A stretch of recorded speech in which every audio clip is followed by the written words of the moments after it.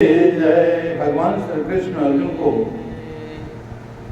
आगे बता रहे हैं कि वास्तव में जीवन का उद्देश्य कर्म करना नहीं है।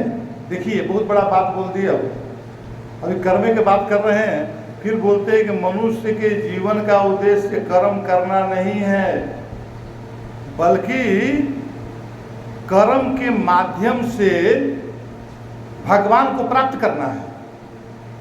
हम केवल कर्म करते हैं, लगे रहे उसी में जो है, लेकिन हम अपना आगे देखना है कि हमारा कितना कर्म फलवती हो रहा है, कहीं उसी जगह पर रुका तो नहीं है,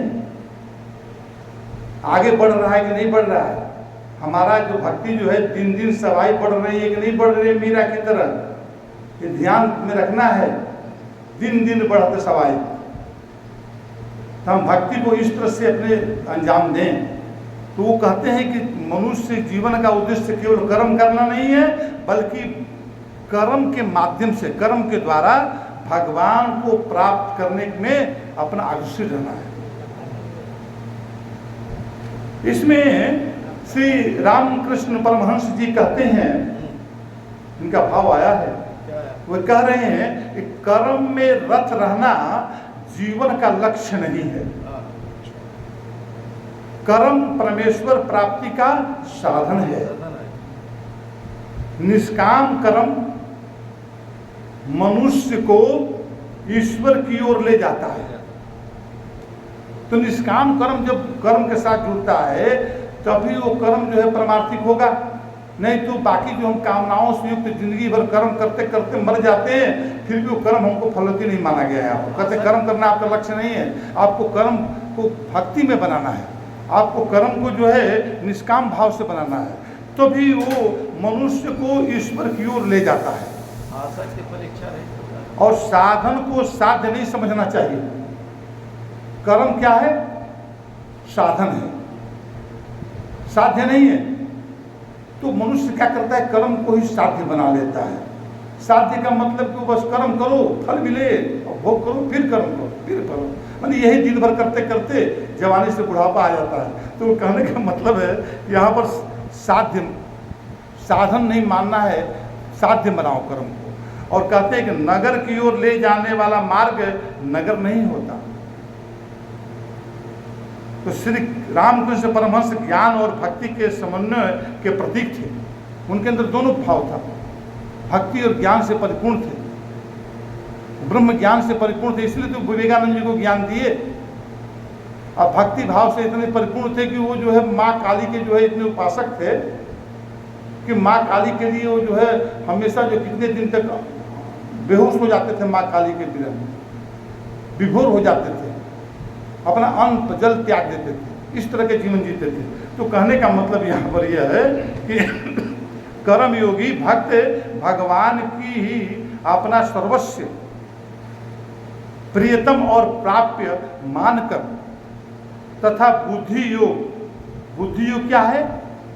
समत्व योग, समत्व बुद्धि, इसको बुद्धि योग बोला जाता है। तो बुद्धि योग का आश्रय लेकर, समत्व बुद्धि का आश्रय लेकर कर्म करते हुए समस्त कर्मों को भागवत अर्पण कर देता है। कहते हैं कि ये जो है बोलता है, उसके भाव बोलने के तक नहीं रहता है, वो अपने हृदय से वो भाव को प्रस्तुत करता है। कहता है सब कुछ है तेरा और तेरा तुझको अर्पण, क्या लगे मेरा, मेरा तो कुछ लगा नहीं। तो यहाँ पर वही भाव आ रहा है, कर रहे हैं कि वह निरंतर भगवान का स्मरण करता रहता है। कर्म योगी भक्त के लिए कर्म भगवत प्राप्ति का सरल और सुगम माध्यम है। बुद्धि योग, बुद्धि योग तो क्या बताया था अभी? बुद्धि योग किसको कहा जाता है? अभी बोला गया था बुद्धि योग, अभी बताया था, अभी एक आधा मिनट हुआ। तो ये बात को गौर करिए, एकदम बिल्कुल माइंड को जो है एकदम बिल्कुल ये करिए कि यहाँ पर जो है हमेशा कोई सा बात निकल रहा है। बुद्धि योग, समत्व योग, समत्व बुद्धि योग, इसको बुद्धि योग बोला जाता है अध्यात्म। तो ये कर्म योग के अंतर्गत इसका प्रमुख अंग है बुद्धि योग। हमारा कर्म योग ये समत्व बुद्धि योग पर ही डिपेंड है। जब तक से हमारे जीवन में समत्व बुद्धि योग का समावेश नहीं होगा, तब तक से हमें अपने कर्तव्य के ऊपर अपने निष्कामता कर्म में निष्कामता का प्रवणता नहीं हो पाएगी। समत्व बुद्धि का क्या अर्थ हुआ?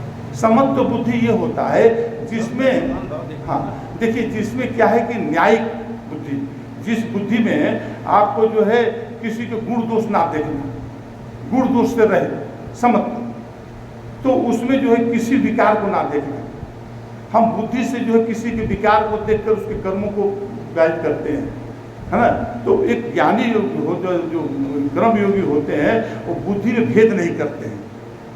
वो बुद्धि को जो है, जब बुद्धि में अपना बुद्धि नहीं समझते हैं, परमात्मा को अर्पण बुद्धि समझते हैं, परमात्मा से समर्पित बुद्धि समझ रहे हैं, तो उस बुद्धि में अपना दोष और गुण नहीं उसमें होता है, राग द्वेष नहीं रखते हैं उसमें। तो आगे बोलते हैं कि बुद्धि योग अर्थात समत्व भाव द्वारा मन की स्थिरता प्राप्त होती है, समत्व बुद्धि के द्वारा। अब मन स्थिर होता है तो मन चंचल रहता है। तो कहते हैं कि भगवान समस्त सृष्टि का संचालन कर रहे हैं तथा मैं निमित्त मात्र हूँ, ये सोचता है कर्मयोगी। भगवान ही सब कर रहे हैं, मैं निमित्त हूँ।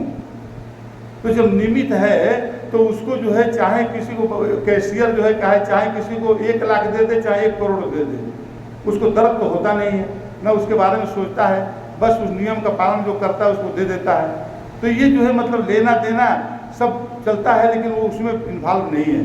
कहते हैं कि ऐसा भावना से भागवत प्रेरक अनुसार निष्काम होकर कर्म करते हुए आगे आ गया, लाभ हानि जय पराजय सुख दुख में सम, अर्थात संतुष्ट एवं स्थिर रहना समत्व बुद्धि है। कर्मयोगी व्यक्तिगत कामना का, अपना व्यक्तिगत कामना लगाव का हठ द्वारा दुराग्रही नहीं करता, दुराग्रही नहीं बनता, अपना हठ नहीं उसमें डालता है कि मैं जो बोल रहा हूँ वही सही है, तो वो जो है मैं कर रहा हूँ वही सही है, वो जो है अपने बुद्धि से विवेक से समझकर वो अगले को श्रेय दे देता है।